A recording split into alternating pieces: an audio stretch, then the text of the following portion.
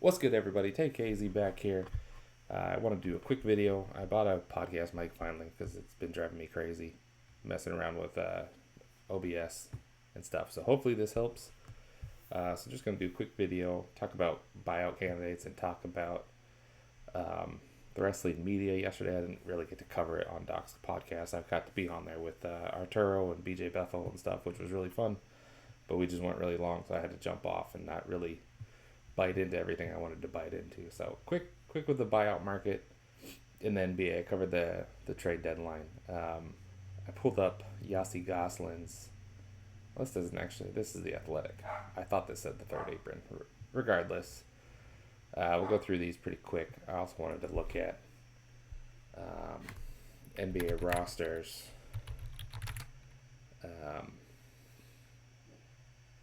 Roster slots, I guess. I don't know if I can find this fast enough. I know. Okay, perfect. That's exactly what I was looking for. So these would be the buyout teams. I just wanted to refresh my mind here. Denver's got 2 spots open. Minnesota's got 2 spots open. I think Boston has 3 or 4 spots open. So those are your main buyout teams. Boston traded away a couple veteran players to get under the tax, so they're going to have to get creative. I don't know how many of these guys we'll get into because they're not super far under the tax, so they got to kind of nickel and dime it a little bit. You can manipulate the cap by when you sign a guy mid-season, it's prorated based on how many games are left in the season. So you think of like a salary. Every game is 1/82nd of a season-long salary. So a minimum salary, 60 games in, you're only paying 22 games out of 82 on the salary cap. Let's see, tax base. So they have 842,000 in tax base, and they have 12 players under contract. So they got to get 2 guys signed for under that 840,000. Now I can't find the number again here. Out here it should be 842,000. So they need to fit 2 players roughly for 420,000, which they're not too far away from. They're able to get Amari Williams for 490, but I think he's an undrafted rookie, which is cheaper than a minimum like veteran player like Luka Garza's 2.4. I thought the salary cap was 2.2, but regardless, if they were to waive Luka Garza and re-sign him, it would be for X amount of games left, so it wouldn't hit the full 2.4. It would hit for like 600,000 or so. But you can game the system by a little bit by signing guys to 10-day contracts and getting far enough into the season to get there. So they'll get to a legal roster, but they won't necessarily be picking top of the food chain. Similar for Denver. They should be in a similar situation. They have a little bit more wiggle room, so they could probably get their pick. Yeah, they have 1.9 in tax room. So they get anyone on the buyout market. Minnesota's already been linked to Mike Conley. So that would get them back to 14, and then they would just need to sign. They could sign a 15th player. They wouldn't necessarily need to, but they'll have room under the first apron to do that. So not all these guys are necessarily bought out or getting bought out. I don't think Westbrook's getting bought out. Cam Thomas already signed with the Bucks. I don't think Nurkic is getting bought out or Tyus. Haysmith's not healthy.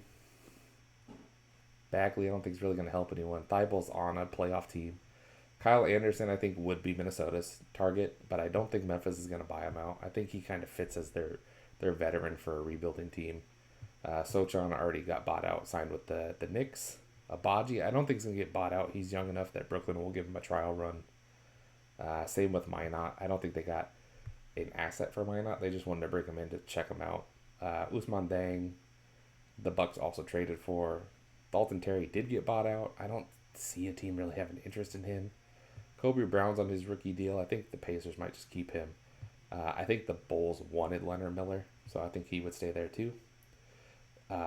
Chris Middleton, I think, would be the top choice for the Timberwolves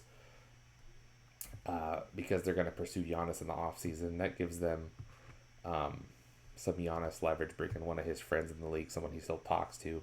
And they also need help on the wing, so he could fit that role.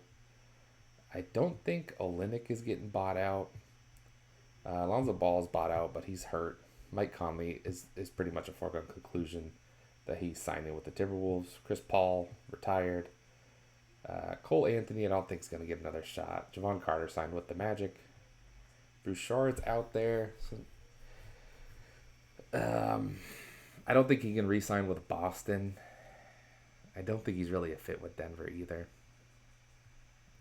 Amir Coffey would be really interesting if he gets bought out. I think he's kind of a pretty decent 3-and-D wing that any of those three teams could want. I don't think Vincent's getting bought out. Pat Connaughton already re-signed with Charlotte. It's really slim pickings here, as you can see. We're going through this list. Most of these guys aren't even going to get bought out. But yeah, George Niang's one of those names. He could re-sign with Boston because Boston traded him before the season started, and then the Jazz traded him to Memphis in the Jaren Jackson trade. So he's been on two teams similar to Mike Conley. He's been traded since being traded by Boston. I think he could really actually fit in Boston. That would be a name I would keep an eye on for Boston. There's not a whole lot else on this list here. So who would... Oh, I didn't realize they waived Tyrese Martin. He's actually played fairly decent for the Nets. I wouldn't be surprised if he got caught on somewhere. Hunter Tyson got waived, but Brooklyn can't re-sign him. So who Denver and Boston is actually going to sign is interesting, because the list is like worse than it typically is. So Alonzo Ball probably going to end up on Boston or Denver. I think the buyout market more this year is going to be players that don't actually play. All right, and then that covers NBA. The other thing I want to talk about was the I just had a total brain fart. The Brody King story, which I think is interesting because I think kind of got lost in the sauce with how the coverage is. Dave obviously can be sloppy with his words. That's kind of a Dave Meltzer thing. But I feel like everyone kind of lost the story, that the story was WBD doesn't want the fuck ice chants going on. But it somehow became a story about how WB doesn't want Brody King on the show. Will that close that? Yeah, let's just close that instead of having Google open. And WB was responding saying they didn't say that. Everyone was kind of dunking on Dave, saying that he was lying about them not wanting Brody King. But no one seemed to really ask WBD about the actual chants. And I did see in some of the Discords that they didn't deny it. So I think some people did ask about the chants, and they just kind of no answered that. So that seemed like the real story. And people were just putting out bad reports. Mike Johnson at PW Insider put out a report that Brody wasn't at the show because the talent that were going to Australia had to get on a flight earlier in the day. And that's such a bad report that I could debunk it even without sources. I know people that were at the show that saw Brody backstage and in the parking lot and stuff, so Brody was there.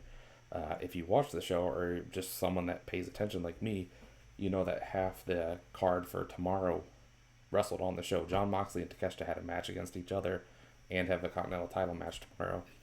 Orange Cassidy wrestled in a match, and everyone in his hair versus hair match appeared in the segment live. Brody was in the building, like I said. They showed the pre-tape for him. I think there was one more match between people that were there.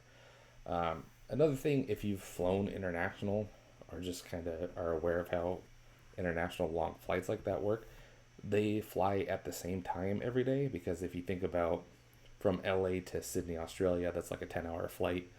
And then it's probably like 10 and a half back the other way when you're going with the winds and all that stuff. And you got to wipe down the planes and get it ready for the next flight, refuel, all that stuff, which means they can only do the flight there and back once per day, which means the plane flies out basically at the same time every day.